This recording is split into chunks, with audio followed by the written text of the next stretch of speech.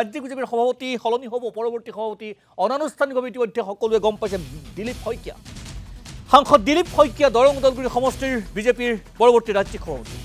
ভৱেশ কলিতাৰ স্থলাভিষিক্ত হ'ব সাংসদ দিলীপ শইকীয়া কাইলৈ আনুষ্ঠানিকভাৱে দিনৰ 11:30 বজাত ঘোষণা কৰা হ'ব দিলীপ শইকীয়াৰ নাম ইতিমধ্যে উল্লেখ কৰিছোঁ যে বহু জল্পনা কল্পনা সৃষ্টি হৈছিল ৰাজ্যিক বিজেপিৰ পৰৱৰ্তী সভাপতিক লৈ আৰু ইতিমধ্যে কেইবাজনো প্ৰাৰ্থিত্ব প্ৰত্যাশী আছিল ভৱেশ কলিতা নিজেও এগৰাকী প্ৰাৰ্থিত্ব প্ৰত্যাশী বুলি ক'লেও বঢ়াই কোৱা নহ'ব তেখেতেও মন কৰিছিল সমান্তৰালভাৱে সাংসদ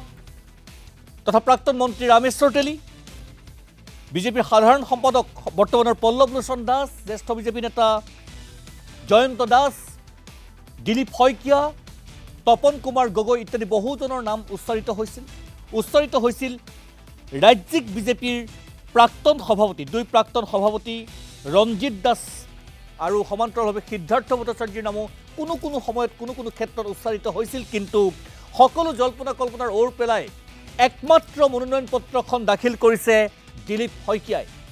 প্ৰস্তাৱক হিচাপে ইতিমধ্যে মুখ্যমন্ত্ৰী ডক্টৰ হিমন্ত বিশ্ব শৰ্মা বৰ্তমানৰ ৰাজ্যিক বিজেপিৰ সভাপতি ভৱেশ কলিতা বিধানসভাৰ উপাধ্যক্ষ ডক্টৰ নোমল মুমিনকে আদি কৰি বহুকেইগৰাকী জ্যেষ্ঠ নেতা ইতিমধ্যেই তাত স্বাক্ষৰ প্ৰদান কৰিছে বিজেপিৰ ৰাষ্ট্ৰীয় পৰ্যবেক্ষকৰ উপস্থিতিত সম্বিত পাত্ৰ সঞ্জয় বানচালকে ধৰি কেইবাগৰাকীও জ্যেষ্ঠ বিজেপি পৰ্যবেক্ষকৰ উপস্থিতিত আজিৰ দিনটোত সেয়া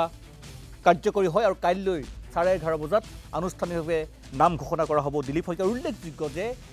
নিৰ্বাচনী কেন্দ্ৰিক বিজেপি ৰাজ্যিক বিজেপিৰ সভাপতি নিৰ্বাচন কেন্দ্ৰিক কুচকাৱাজ চলি থকাৰ সময়তে আজিৰ দিনটোত মুখ্যমন্ত্ৰী ডক্টৰ হিমন্ত বিশ্ব শৰ্মাৰ অতি গুৰুত্বপূৰ্ণ ঘোষণা যে ৰাজ্যিক বিজেপিৰ বৰ্তমানৰ সভাপতিগৰাকীয়ে প্ৰতিদ্বন্দ্বিতা নকৰে 2026 বিধানসভা নিৰ্বাচনত অৰ্থাৎ প্ৰাৰ্থিত্ব প্ৰত্যাশীসকল যাতে ইয়াৰ পৰা আঁতৰি থাকে সেয়া যেন এটা ইংগিত প্ৰদান কৰিছিল হিমন্ত বিশ্ব শৰ্মাই কি কৈছিল মুখ্যমন্ত্ৰী ভাৰতীয় জনতা পাৰ্টিৰ সংগঠন পৰ্বৰ এক বিশেষ মাইলৰ খুঁটা আজি আমি অতিক্ৰম কৰিলোঁ ৰাজ্যিক সভাপতিৰ নিৰ্বাচন এক প্ৰকাৰ আজি সমাপ্ত হ'ল অহাকালি দিনৰ 11:30 বজাত এই নিৰ্বাচনৰ ফলাফল ঘোষণা কৰা হ'ব আৰু নেশ্যনেল কাউন্সিলৰ মেম্বাৰসকলকো অহাকালি আনুষ্ঠানিকভাৱে ঘোষণা কৰা হ'ব অহাকালি নতুন ৰাজ্যিক সভাপতিয়ে দায়িত্বভাৰো গ্ৰহণ কৰিব আৰু শেষ সংগঠন পৰ্ব ৰাষ্ট্ৰীয় সভাপতি নিৰ্বাচন তালৈকে আমাৰ দলটো আগবাঢ়িব আজি আমাৰ আপোনালোক সকলোৱে জানে যে ৰাজ্যিক সভাপতি হিচাপে সাংসদ দিলীপ শইকীয়া ডাঙৰীয়াই মনোনয়ন পত্ৰ দাখিল কৰিছে ভৱেশ কলিতা ডাঙৰীয়া মই আমি সকলোৱে সেই নমিনেশ্যনত তেখেতক সমৰ্থন কৰিছোঁ আৰু সম্ভাৱনা আছে যে তেখেতে অহাকালি বিনা প্ৰতিদ্বন্দ্বিতাৰে নিৰ্বাচিত হ'ব ভৱেশ কলিতা ডাঙৰীয়াই যোৱা 4টা বছৰ দলক সন্মুখৰ পৰা নেতৃত্ব দিলে লোকসভাৰ নিৰ্বাচনত আমি বিজয়ী হ'লোঁ কেইবাটাও উপনিৰ্বাচনত বিজয়ী হ'লোঁ পৌৰসভাৰ নিৰ্বাচনত আমি বিজয়ী হ'লোঁ আৰু ভৱেশ কলিতা ডাঙৰীয়াৰ নেতৃত্বতে ভাৰতীয় জনতা পাৰ্টীয়ে 60 লাখতকৈ অধিক প্ৰাথমিক সদস্য পদ আমি অন্তৰ্ভুক্ত কৰিবলৈ সক্ষম হ'লোঁ মই ব্যক্তিগতভাৱেও ভৱেশ কলিতা ডাঙৰীয়াক অভিনন্দন জনাইছোঁ আৰু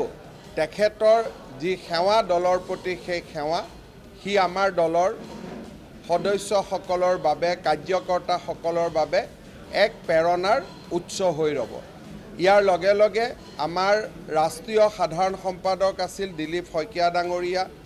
মঙলদৈ সমষ্টিৰ প্ৰথম তেওঁ সংসদ হয় এইবাৰ দৰং ওদালগুৰিৰ তেওঁ সংসদ হয় মই ভাবোঁ এজন অভিজ্ঞ অখিল ভাৰতীয় বিদ্যাৰ্থী পৰিষদতো তেখেতে কাম কৰিছিল এজন অভিজ্ঞ সভাপতিৰ নেতৃত্বত আমি 2026 চনৰ নিৰ্বাচন প্ৰতিদ্বন্দ্বিতা কৰিবলৈ সুবিধা পাম আমাৰ দলত এটা সিদ্ধান্ত হৈছিল যে জিলা সভাপতিৰ পৰা ৰাজ্যিক সভাপতিলৈ যিসকলে বিধানসভাৰ নিৰ্বাচন খেলিব তেওঁলোকে দলৰ সভাপতিৰ দায়িত্ব নলয় ভৱেশ কলিতা ডাঙৰীয়াক যোৱাকালি আমি সুধিছিলোঁ যে আপুনি বিধানসভাৰ নিৰ্বাচন খেলিব নে দলৰ সভাপতিৰ দায়িত্ব ল'ব। তেখেতে আমাক স্পষ্টভাৱে কৈছে যে ৰঙিয়াৰ জনসাধাৰণৰ প্ৰতি তেখেতৰ দায়বদ্ধতা আছে, গতিকে এই মুহূৰ্তত তেওঁ বিধানসভাৰ নিৰ্বাচন নেখেলোঁ বুলি ক'ব নোৱাৰে। আৰু সেইকাৰণে আমি এজন বিকল্প প্ৰাৰ্থী হিচাপে দিলীপ শইকীয়াক লৈ আহিবলগীয়া হ'ল। এই নিয়মটো এইবাৰ জিলা সভাপতি, মণ্ডল সভাপতি, ৰাজ্যিক সভাপতি আমি সকলো ক্ষেত্ৰতে প্ৰয়োগ কৰিছোঁ, যাতে যিকেইজন দলৰ সভাপতি তেওঁলোক যাতে বিধানসভাৰ প্ৰাৰ্থী নহয়। গতিকে যদি কালি ভৱেশ কলিতা ডাঙৰীয়াই ক'লেহেঁতেন যে মই প্ৰাৰ্থী নহওঁ, তেওঁ সভাপতি হৈ থাকিব পাৰিলেহেঁতেন, কিন্তু তেখেতে ৰঙিয়াৰ কাৰণে বহুতখিনি কাম কৰিছে, আঁচনিবোৰ আধৰুৱা হৈ আছে। গতিকে তেওঁ নিজে সিদ্ধান্ত ল'লে যে মই ৰঙিয়াৰ আকৌ এবাৰ নিৰ্বাচন খেলাৰ মোৰ ইচ্ছা আছে, আৰু সেইকাৰণে তেওঁ নিজেই আমাক জনালে যে তেওঁ এইবাৰ দলৰ সভাপতি হ'ব বিচৰা নাই।